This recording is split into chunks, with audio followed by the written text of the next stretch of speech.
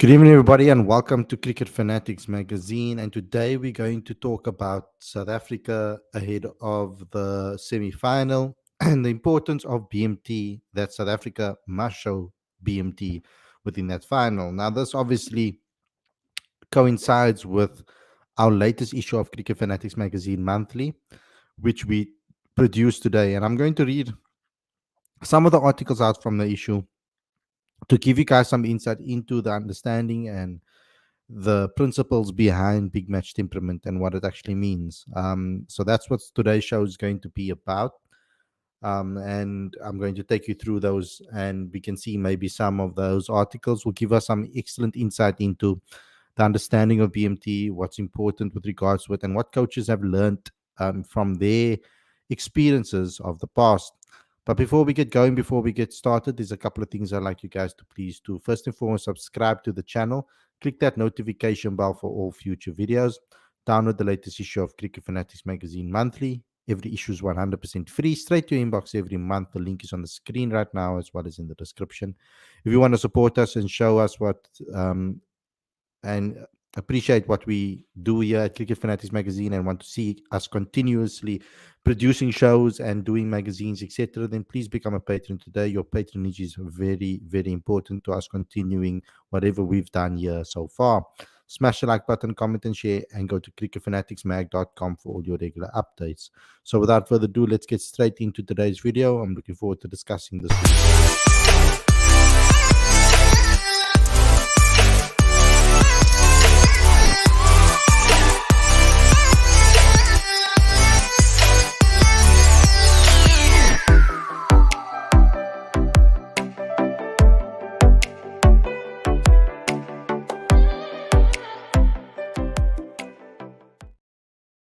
A very good evening and welcome to Cricket Fanatics magazine. This is your daily show. I'm your host Khalid Mohideen, and this is the show where we talk about all the major talking points in South African cricket. And today I want to focus around the topic of a big match temperament, and I want to talk specifically about what it means, how important it is to with regards to this particular World Cup semi-finals. Of course, it's going to be important.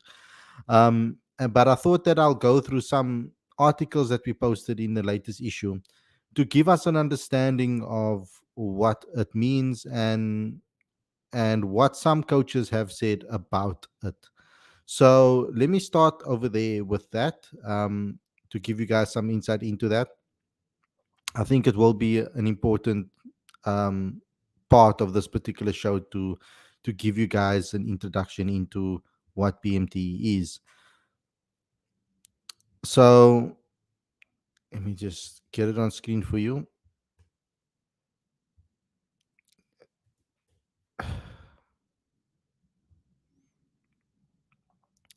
So this was the latest issue on Cricket Fanatics magazine, and I'm going to start off with my editor's note, which will give us a little bit of a clarity and overview of big match temperament. In the ever evolving world of cricket, one question continues to intrigue both enthusiasts and professionals alike: can big match temperament be coached or cultivated? This issue of Cricket Fanatics magazine delves into the heart of this matter, exploring the dimensions of mental fortitude, resilience, and ability to rise to an occasion when the stakes are highest. Cricket has been its fair share of iconic moments when players have stepped up during crucial encounters, displaying an unwavering resolve that sets them apart. But it is this innate and indomitable spirit that only a chosen few possess, or is it a quality that can nurtured and refined through rigorous training and guidance? We have brought together insights from coaches and players who have faced the heat of high pressure situations. They share their experiences, strategies, and techniques that can help aspiring cricketers and sports people hone their big match temperament. As we explore the theme, is big match temperament coachable? In this issue, we hope to shed light on the factors that contribute to an athlete's mental strategy and resilience. This knowledge, we believe, will give the fans an understanding of BMT. We then went into a article from Abai who did some research on this, trying to understand what BMT means. Um, his article was very well researched, and he went quite deep into similarities that he found within the golfing arena as well, um, and some other books that he read, etc. So let me just go through this. I think it is something that is worthwhile reading. BMT, big match temperament. There's an array of definitions for this. In, in initialism, but ultimately it all revolves around being able to thrive in high octane encounters as well as sensibly addressing the situation at hand and acting accordingly. Leading up to this year's ODI World Cup, there have been heated discussions on where the Proteas stand when it comes to BMT. Recently, the batting has turned a corner, and the top six are looking better than ever whenever they're batting first. However, chasing continues to be a talking point, since they haven't had anywhere near the same level of success when batting second. South Africa stumbled and spluttered to a 39 rand defeat against the Netherlands and barely managed to scrape by against Pakistan in Chennai. Even though the latter was a victory, it was a wake up call for the batting lineup to not lose any composure, especially when the equation is looking relatively comfortable. But among the positives is the carefree approach with the bat. Even when a cluster of wickets has fallen, it's almost akin to how England went about en route to their 2019 title. Poor death bowling and indecision with the bat from the top order both were very critical errors and toppled the Proteas against the Netherlands. Then again, take nothing away from the Dutch bowlers, as it was a stellar effort to take down SA for the second consecutive time in an ICC event. Unsurprisingly, there are burning questions pertaining to how SA takes on the chase, whether it's middling total or a more imposing score to hunting down. Even when they were cruising against Pakistan with 6 wickets in hand and around 70 more runs remaining, there were still nervous faces in the Proteas dugout. In this book, The Art of War, Chinese General Sun Tzu outlined the keys to success with many powerful statements regarding decision making skills, handling tensions, and method, methodical ways and means to overcome and conquer challenges. And these are not only applicable on the battlefield, but also in professional sport and life in general. Strategy without tactics is the slowest route to victory. Tactics without strategy is the noise before the defeat. It's clear that South Africa batters are ready to counter-attack whenever needed, but doing so in a more prudent fashion is most important.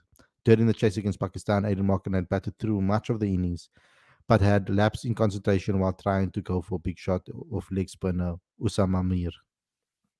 This dismissal would expose the lower order against the Pacers. Fortunately, Keshav Maharaj managed to hold his nerve and score a boundary that would take the Proteas over the line. So there's a lot over here. He goes into the golf as well, comparing it to certain a golfing story as well. So please go and read that. Um,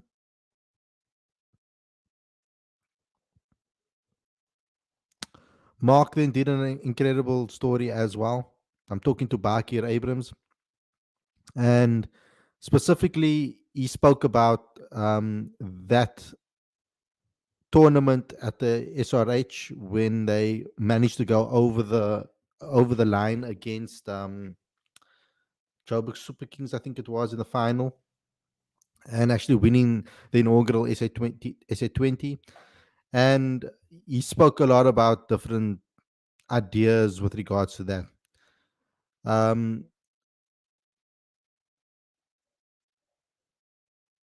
Sorry, not Sunrisers Hyderabad, so SRH, it's SEC, sorry. Sunrisers Eastern Cape. Um, this is what Bakir had to say in this particular issue on this matter. You want to create a high performance environment that is clear, has clear goals and expectations, and that can be implemented through good processes. When managing a team of players, you're always trying to be consistent or being very thorough in your preparations and behaviors. If you do that really well, more often than not, you'll come out on the right side of the results and outcomes. He explained that to promote transparency, a simple and effective feedback and review framework is of vital importance. It just allows that two communication around and individuals' performance, but more being able to track it back to the preparation side of things. It's about being able to provide that honest feedback both ways to apply consistently. It's no secret that the Proteas have buckled crunch games during every Cricket World Cup since the introduction in 1992. They've fallen short when they should have, and they've lost to teams they should never otherwise lose to. A lot of this, as mentioned, stems down to the mentality of the team because they do possess the talent to lift the coveted trophy. And while Abrams acknowledged that no coach will have the magic wand to fix this, he said coaches and management need to have processes in place to implement and repeat consistently, irrespective of the outcomes. He added that the history should remain in the past and that the current crop of Proteas players who currently in pole position in the ongoing Cricket World Cup with I think it was now it's more 7 wins out of 8 need to rebuild up resilience to finally get over the line. It is a little unfair to hold the current coach accountable for what has played out previously when he wasn't around, Abraham said in respect to the Proteas chokers tag. As a coach, you are aware of the history, and you'd no doubt as a team make provision for that without making it very verbal point of agenda. Everything there will center on building resilience within the team, structured to make a performance under pressure. That will start in a high performance environment and continue to nurture that in the build up, and how consistent you'll be in applying and sticking to those values, he said, adding there that their feedback and review processes are vital components of honing consistency and mental safety within a group of players. It's important for players to go out and to be the best versions of themselves so that they can showcase their decision making under pressure, which are ultimately the tools you need to win cricket games. He explained that when it comes to decision making, players do often make the right decisions on the field, but they lack the execution, which shouldn't be confused with having the inability to win matches. It goes back to the feedback and review processes, and Coach Rob Walter and Shukri Conrad are big advocates of that. So there's a lot more in this article that I think you guys should read. But I just want to highlight this one part. Uh, um, where is it now? Here is it over here. To finally win their first World Cup, Abrams said the Proteas need to remain true to their current values, principles, and style of play. They've been pretty amazing in their style of play, the way they've committed to it and adopted to it. I think we're seeing a strong mentality coming out of this group. They've got to trust their preparations as it gets to the KO phase, and they've got to put consistent performances, consistent in those. They have to be consistent in their processes. They also need to be really sharp in how they assess conditions and make decisions from there. This group wasn't involved in all the historical stuff that happened before, so how they navigate around being influenced by external noise, especially with how they've been going about their run chase. I can understand external scrutiny. Getting over the line against Pakistan will give them a bit of self belief. You'll never win the external battle because there are so many different opinions about out there.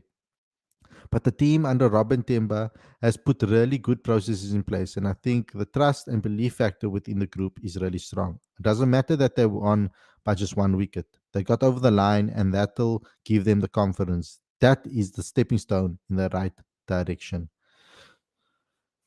And I think processes were spoken about a lot before. Um, those are things that have been spoken about for quite some time, and it's not necessarily something that the Proteas have not spoken about, the coaches, etc. It's something that they've all spoken about consistently. So we're gonna have to wait and see what happens in the semi-final, of course. But if they stick to their guns and they focus on their um, on what makes them strong and what has made them successful so far in the tournament, I still believe that they must try to focus on their their basics and get it right. If they focus on their games and they play the best that they can and do the processes that they have been practicing, they should be able to beat any side. Now, we know the bowling's been a problem, and Stuart spoke to Mr. Vinnie Barnes about big match temperament and bowling, etc. And I think this is something that you guys need to go and check out. The article is in the free magazine, and I think it's a brilliant piece that we can read regarding that aspect of the game, the aspect of the game that we are all kind of struggling to understand why we can't do certain things when it comes to pressure. Chasing and death bowling are two things that have been a problem. But South Africa need to we need to have a strong big match temperament going into this final because we're going to be playing against one of the best one of the best semi-final or knockout game teams in the world over the last decade, well, the last 2 decades, we could even say. So we need to have our minds screwed on right. We need to be able to focus on what we do well and try to stick to that. Let me get into some of the live chat and what you guys have had to say. Backminer says BMT is big mature testicles. We gotta grow some big kahunas to fight and rid ourselves of the choker tag. I saw an article that explains SS past World Cup failures. I firmly do believe we can beat Australia, but the makeup of the bowling attack along with the toss will have a massive part to play, says Lorenzo. Spin will play a massive role for both sides, and I think we do need to play two spinners in this match. Kolkata is a spinning wicket. We saw um, how South Africa, that game against India, even though, like, yeah, Mohammad Shami was just phenomenal as well. So Marco Jansen's going to play a big role. This Aussie side isn't formidable as their past World Cup teams, but when it comes to KOs, they just know how to win. History is kind to them. Pali says Pavuma is completely useless batsman. Need to drop him, otherwise ready to lose the semis. Just two good games, man. That's all we need is two more good games. I personally won't go with Lungi as his fitness levels is clearly in the decline during the back end of this tournament. I'd go with KG. Um, First over, Marco, Gerald, Kish, and Shamo. Gerald equals BMT. While we haven't necessarily seen him in a big match situation like that as a semi final, so we're going to have to wait and see. Pali says Lungi is okay, but Pavuma, OMG, I haven't such a useless player. Do you think Aiden will bowl? We'll have to wait and see. Um, did you write this, Harley? Good job. Yes, I did.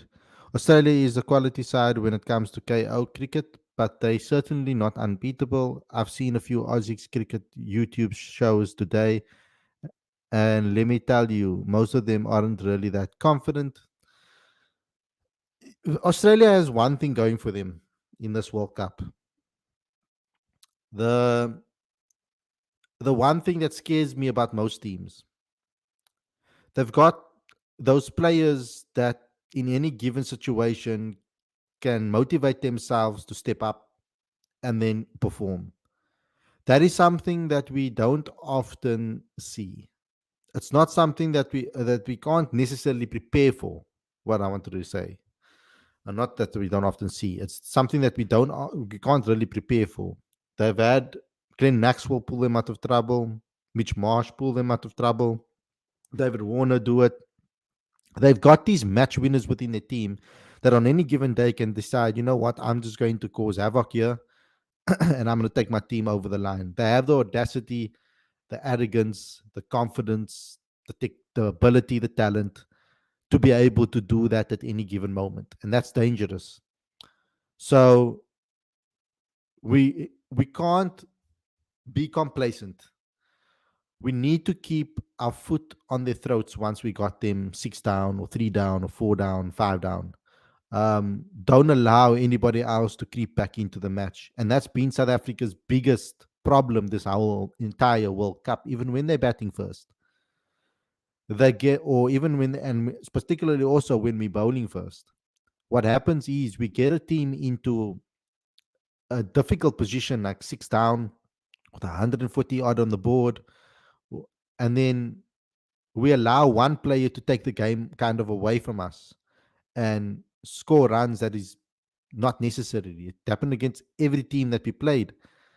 So it is a problem that we don't know how to finish off teams. And we can't afford that to happen against Australia. We need to be as ruthless as possible. Australia is a quality side when it comes to knockouts. Oh, sorry, I read that one already.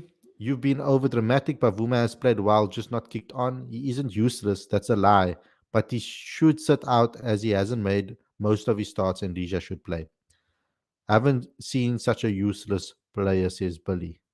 But Vuma isn't 100%. Why take the risk? Duty should be dropped. Okay, Klaassen has been disappointing in all chases, throws his wicket every single time. Azim says Aiden's going to captain, I have a feeling. Apelele says for us to win semis, everyone must contribute like in the 4-3-8 game. Pavuma haven't performed against quality side. His batting average doesn't give full picture as it's against weak players. McMillan says Australia have come into form at the right time of the tournament though, and they demolished the chase against Bangladesh pretty easily. We lose too many wickets when the Afghanistan game that we won. Run chase at Eden is impossible. Real G says I've been saying his average comes from associates, second string attacks, and home records. Pavima did it around 20 minutes fitness today, jogged and did a few shuttles. He did feel some discomfort at times, clutching his leg. He'll be given the max time to recover, says Fidos. Fidos Munda. Is there any team that won chasing there recently? I'm actually not 100% sure. I must go check the stats in Kolkata. How can he be 100% match ready if it's a hamstring tear? Look, I think we should be realistic. If Australia bats first and they go above 220, it will already be a daunting task. The nature of the wicket uh, looks of the wicket line. Look, let's be realistic. If Australia bat first and okay, so completing. But it's just cricket is a funny game. The run you score doesn't depend only on your skill, but also on players around you. Last World Cup 19, Jason Roy game was such in a way that remove all pressure from Johnny, which makes him more score. Okay. Hamstrings generally take 2 to 3 weeks minimum to heal. I 100% get what you're saying, but I'm still of the belief that this Australia side ain't unbeatable. There's quite a few holes in the makeup that we certainly can exploit. And that's why I said we need to keep our foot on their throat.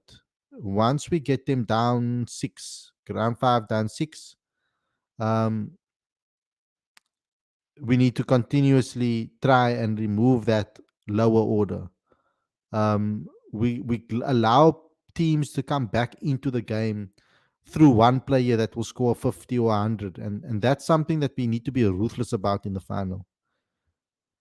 We need some BMT from the coach as well. We need to get our selection spot on for the semi-final, as that's where us as a side can get things right before we even get to the game. Marcus said he was nervous before India game and saw his performance semi-final. Nerves will be too much if players can't control nerves, then we are losing. We'll need 8 batters if the pitch is the same as before, because then there is a chance that of another batting collapse. Chatil says Rabada, Kutia, Janssen should give some lip and bait the Aussie batsmen. The Aussie side should be made uncomfortable. Sam says England release players like Ruth Malan, their squad against West Indies, but this cannot drop Avuma. Why always he get regular chances in SA? We have seen in T20 World Cup. Will is the captain. Need KG to open the bowling attack. Eden Garden wicket will be 100% ranked turner. If Shamsi gets selected, I just hope he does not serve Pazi from leg side long hops. He just needs to be accurate and let the pitch do its exactly. He doesn't need to do too much. And I think that's a common error with South Africa's bowlers. Um, the ones that have a particular skill set, they tend to try too much or too hard to try and utilize the pitch rather than allowing the pitch to do its natural work. So the accuracy needs to be on point. They need to allow the pitch to do its work and not try to look for swing or spin, etc. Um, and that's something that both Shamsi and I think Marco Janssen need to learn from. Sometimes they try to look too much for for swing, or Shamsi too much for spin, and then they overcommit, and it ends up going completely in the opposite direction of what they were planning for. Should be attacking and not drifting down leg. Dhoni had a terrible 2011 World Cup, scored 91 in the final. Now he's a superstar and has a movie made on him. Never say never, says Berger. Any updates on Bavuma injury? Do you think Rija should have played during the Afghanistan game or not? We gave a little update a little earlier on that. Let me just read some of the lower comments over here because I want to be a little bit more up to date with you guys. Um, Klaassen and Miller also needs to take more responsibility when chasing. The way they get out in the chase is worrying, 100%. Denzel says one word, Pechlaquayo. Why are you talking about other series? It's irrelevant now. Why do you say that every live stream? What did he say now again?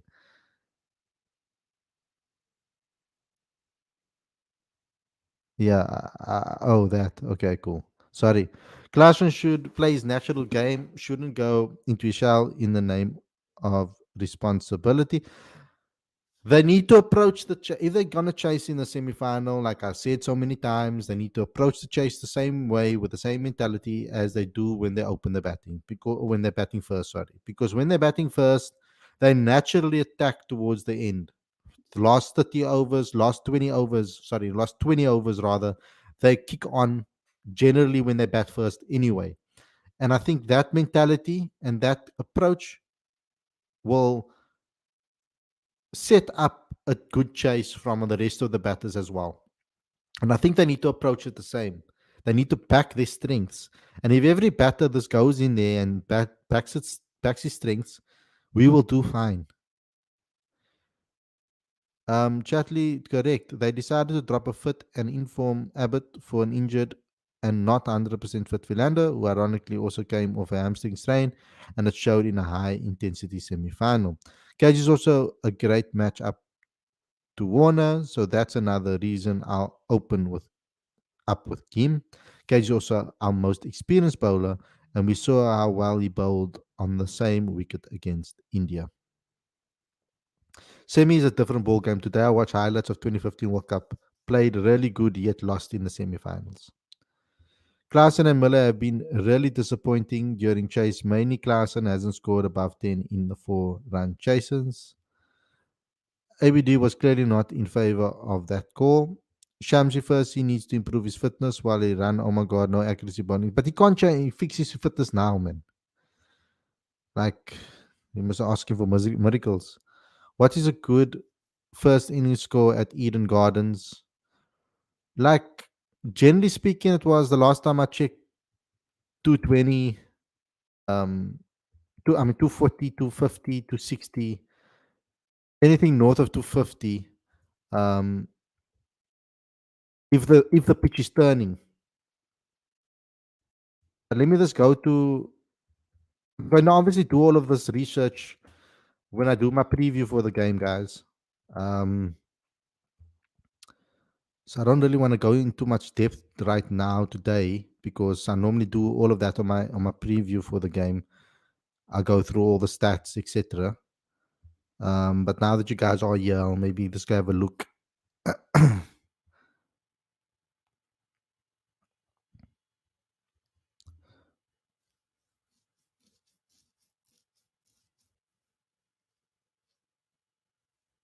Okay, so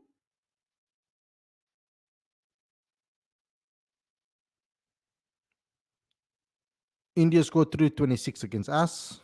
England scored 337 against Pakistan. Um, but before that, um, Pakistan versus England in this World Cup, of course, 244. So, other than that,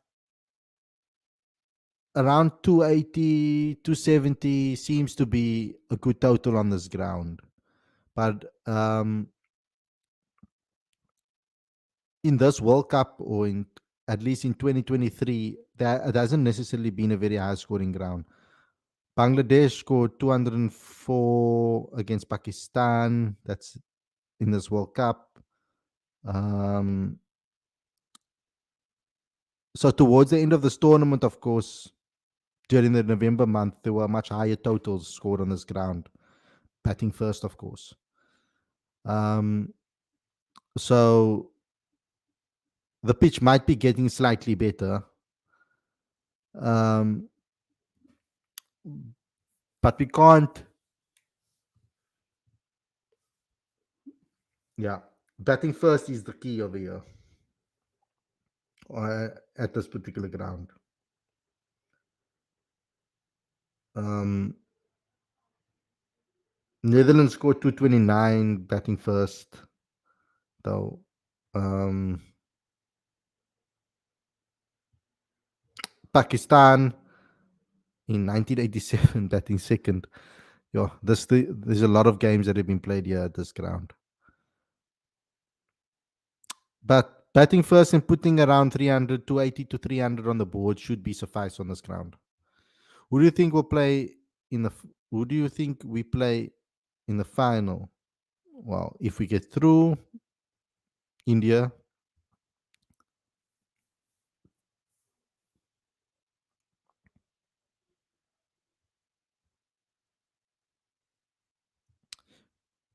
Sorry if I'm skipping some comments. I just want to try to get um to the latest comments. Khalid, if Temba plays, he has to play a captain's knock, no other way. Like AB played in 2015 70 and 2015 semi. Temba needs to have a massive knock. I mean, he's due one, and if he's gonna play, he needs to reward the coaches for backing him. He needs to reward the fans for backing him, the ones that do. There's going to be a lot of pressure on Temba's shoulders to score big. And if he does, I hope that the rest of the team also step up and do the same. And they don't allow Temba to be the one that scores all the runs. And then in the one match that he does score runs, they don't score runs. So that opening partnership between Temba and Quinny, I hope that they can really set the platform for South Africa, for the middle order to go and do what's best, whether they chase or they score first. I think the only way we win the semi-final is as a collective, as a team. Um, and I would prefer if we win it in that way, rather than one person just stepping up and saving the day. I'm not going to complain if that happens, not at all. But I'd obviously prefer the whole team to bat, the batting unit to bat together and set a big total, or chase down the total that is required. Highest run chase at Eden is 230. Toss decides the game, basically 100%. Should Miller not come in ahead of Klaassen? It depends on the match situation, I think. Shamsi versus Australia, 15 wickets in 8 matches. Australia struggle against Goodrespin. While we need Shamsi to play this match, 100%, I honestly do think so. They should open with Markram, he'll score a century. With two left-arm spinners, separating a left-handed batsman would come before a right-handed batsman every single time. Harley Shamsi can't drop the catch of Warner like he dropped Rohit. Warner might feast on it. The only positive of Uma last game is he didn't get out in the power play. The problem is that Vuma's getting himself out trying to push the scoring rate for some reason. I think he just needs to knuckle down and play a knock like we know he can, just settle himself in, run the ones and twos. But if he's not 100%, And that hamstring is not 100%. I wouldn't take a risk with him. Honestly, wouldn't. I'll rather then make sure he's ready for the final than if they're gonna play him.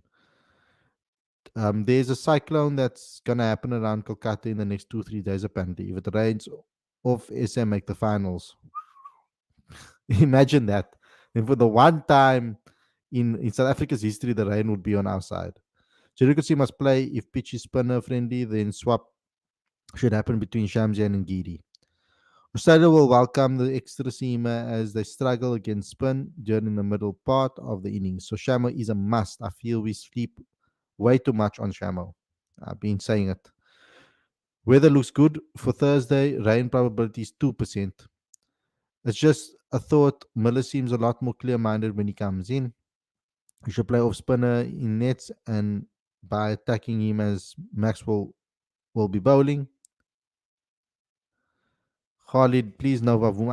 I'm not a selector, bro, and I'm not a coach, so I don't have any say in that. If Temba has to play for some reason, please move him down the batting order after Janssen. That would be ridiculously dumb to do because um, you then ultimately playing with you taking him out of what he's the best at doing is opening the batting.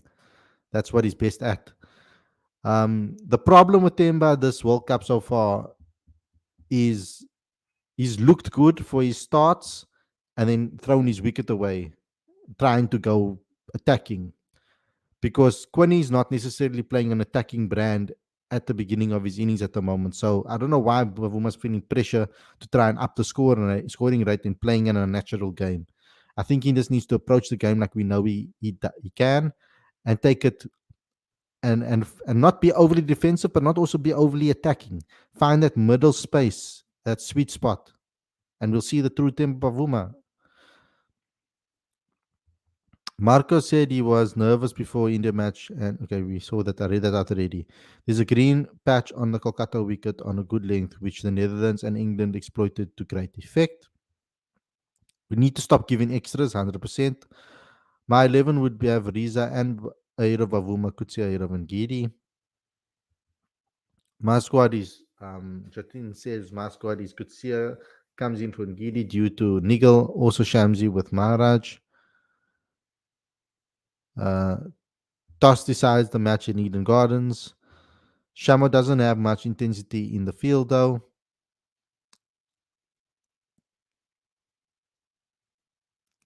SA bowlers need to find their lengths quickly if they bowl first. Took 9 overs versus India, says Chatley. Says Chatil. Want Miller to repeat 2015 semi-final heroics. Rasi must bat aggressively if we bat second. Batting first, taking time is acceptable, but the second innings, it is a crime. If we're bowling first, and we should limit Australia to around 230 max, and even that will be tough chase, but definitely chaseable.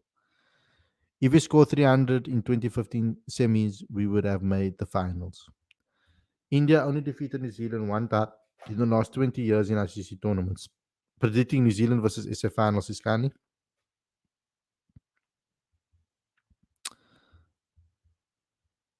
Anything over 230 is not chaseable. Sam says when Bavuma will retire, so many times we have seen him making us angry. Possibility of cyclone in Kolkata eh, both match and reserve day. This is Pratik. 2015 semi was painful. We played our last two matches at venues. Our semi-final and probable final is scheduled. We should take advantage of that. 100%. We should take advantage of that. And that's why I said, I hope they take learnings from that defeat against India. At least we would have seen India at their best against us on a ground like that. Um, we should take lessons from that. Macmillan says, if that game is rained off, then Kepler and Pollock should come and lift the World Cup as they were shafted by rain in the past. Chatil says, it'll be a moral victory for Australia if the match is rained off. Can say they weren't defeated. I'm excited for the semi final, says Wakas. Jatin's bowling lineup is like this. Uh, KG, Janssen, Kutsia, Shamsi Maharaj with Markram opening bowling versus Warner and Head. Denzel says, man, if we still had Amla, the man didn't get his flowers, allowed us stability. He was a brilliant opening partner with Quinton de Kock. Real G says, I think we'll play well, win or lose. I don't think we're as scared of the semis as we're scared of India. Playing Australia won't be as scary for the boys. They're used to playing them, they're more familiar with their tactics. It's just that semi final name. They should go into this just like any other game. They mustn't think about the fact that this is a semi final. Going to the Cock and Rassi are massive players while chasing. If one of them bat through, others can easily play around them and chase down any total, says Pratik. Khalid, why referees and VAR favors Chelsea so much? I have no clue. The VAR has been a shocking this season. I don't want to meet New Zealand in the finals. Want to win the cup. But seeing a side lose three consecutive finals would be sad. Beating India in front of 120,000 screaming people would be a dream come true.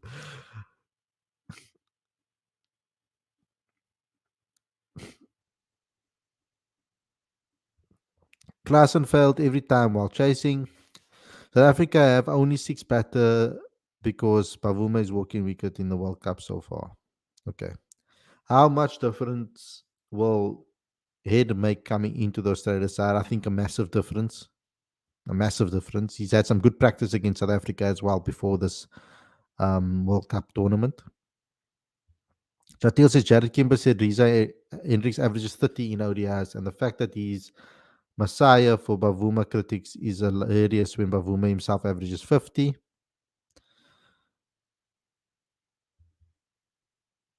Have you heard of Dean Forrester, the South African player? We did a whole exclusive on him on this channel, an exclusive interview with him. So if you want to get to know him better, you can go check that out. I think Lungi should not play in 11, says Aruna. If rain forecast is there, the Macron must open with turn to the cock, says Jatin. Lawrence says, I'm just happy we don't have that fraud Paul Riffle umpiring this game because he's Paul Rifle. Because he's Aussie, of course. Just wanted to say it. South Africa only have five batters because you see that now twice. So Khalid, with how many runs are we winning New Zealand in the final on Sunday? Not saying anything. Mother Cricket is listening. Burger, how many SS supporters are there in India? Can't be more than 500.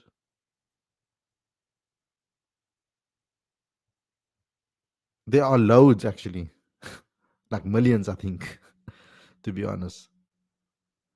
I won't feel sad for New Zealand at all. I want New Zealand versus South Africa semi and us winning by 1 run wicket. Denzel says, imagine winning the World Cup with our weakest squad in history.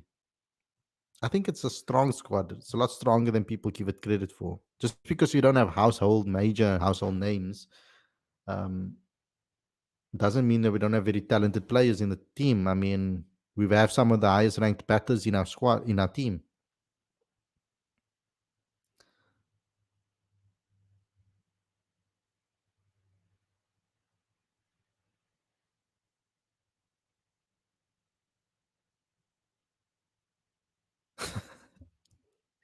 That's hilarious.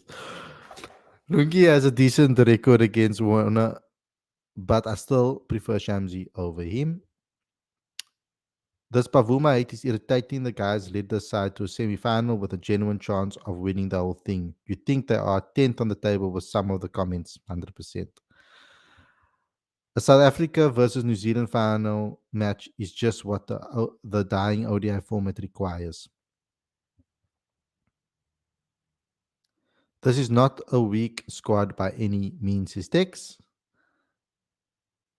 McMillan chicken, not cheese.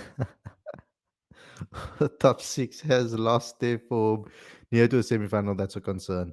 I think they're all going to be ready for the semi-final. Hopefully they are. Let's keep that for the preview of the game, which we'll do very, very soon. But guys, thanks a lot for tuning in. I hope you guys enjoyed this episode. Don't forget to go look at those articles in Cricket Fanatics magazine monthly. Every issue is 100% free, straight to your inbox every month. Link is on the screen as well as in the description. If you want to show your support for us and everything we do here, then become a patron today. Link is on the screen as well as in the description. We rely on all of your patronage to take us through and to allow us to continue doing what we are doing here. If you are new to the channel, please click subscribe, click that notification bell for all future videos. And also go to cricketfanatics.mag.com for all updates and smash that like button, comment, and share. Guys, thanks so lot for tuning in and being so active in the live chat. You guys are crazy. A lot of you made me laugh tonight. But I hope you guys enjoyed this episode. Stay safe, enjoy the rest of the evening, and we'll see you again tomorrow with another daily show. We will probably get a press conference to discuss ahead of the semi-final. So let's wait and see who is available for us, and who we'll be reacting to on tomorrow's show. Good evening, everybody. Enjoy the rest of the evening, and I'll see you guys tomorrow with another daily show. Stay safe. Peace out.